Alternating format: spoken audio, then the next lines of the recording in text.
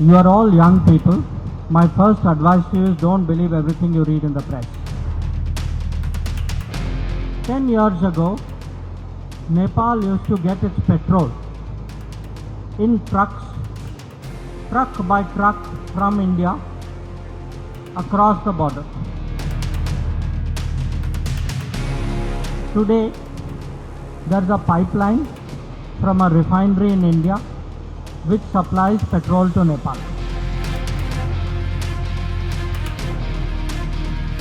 Good evening, Honorable Minister, sir.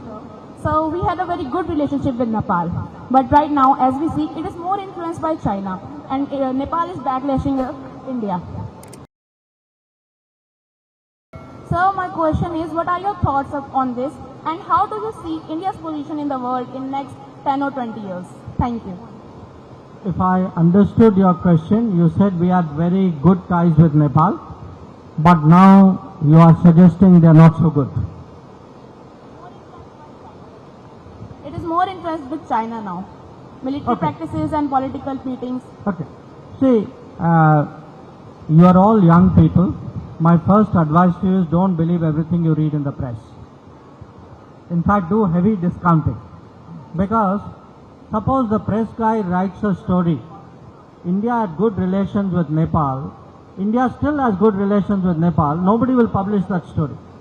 So they have to write a story saying things are not going so well. So, right now, our relations with Nepal good. I give you 4-5 examples. I was in Nepal in January this year. Okay. I remember the first time I went to Nepal. This was in 2015. So we are talking 10 years. 10 years ago, Nepal used to get its petrol in trucks, truck by truck from India across the border. So they used to use petrol to get petrol because it was a most inefficient way of getting petrol. The cost of petrol also went up. There would be petrol shortages in that country. Today, there is a pipeline from a refinery in India which supplies petrol to Nepal. Whose refinery? Ours. Who built the pipeline? Us. One example. Example 2. My first memory of that visit, we had long power breakdown. Okay. Now, okay, we have power breakdowns in India also, but you all know that is less and less now. Sometimes you can go whole days, whole weeks, whole months without a power breakdown. Used to have regularly there. Today, power situation very different. Why is it different? Because a grid was built from India to Nepal, carrying electricity from India to Nepal.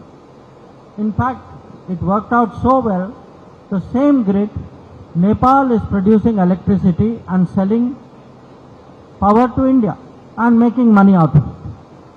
Now, if you travel by road, the roads have changed.